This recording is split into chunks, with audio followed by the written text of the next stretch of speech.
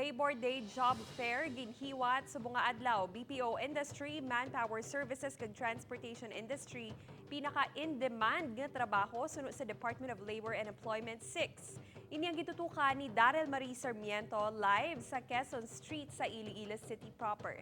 Daryl?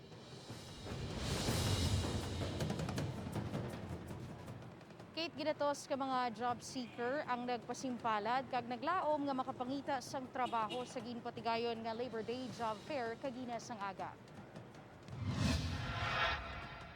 Madamo ang nagpasimpalad nga makakita sang obra sa ginhiwat nga Labor Day Job Fair sa isa ka mall sa syudad sang Ilo-Ilo kadungan sang Labor Day.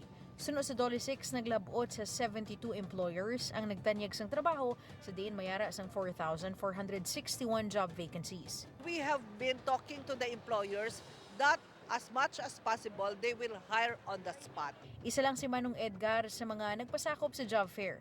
Aminado ini nga bisan pa isa ini ka licensed civil engineer kag sa edad nga 47 nabudlayan ini nga mag-apply sa trabaho. Saka may age limit sa construction Subong sa mga engineer. Kaya daw mabudlay maghanap ng trabaho.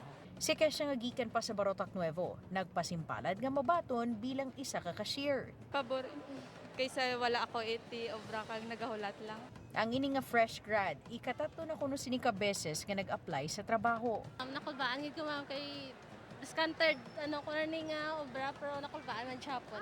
BPO, manpower services kag transport sector ang tatlo sa in-demand job nga ginapangita sa job fair. Ang mga job seekers nga may driver's license tani ma'am.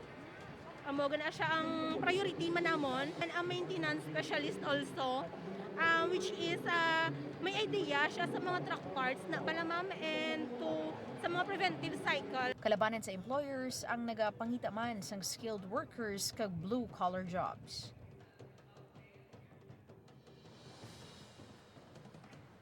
Kate, santig sa datos sang Dole Region 6, 122 na ka mga individual ang makabig near hire o kung may mga kinahanglan pa nga ipasa nga dugang nga rekisitos kag 25 naman ang makabig na nga hired gikan sa job fair nga ginpatigayon kagina sang aga. Kate? Madamo nga salamat, Daryl Marie Sarmiento.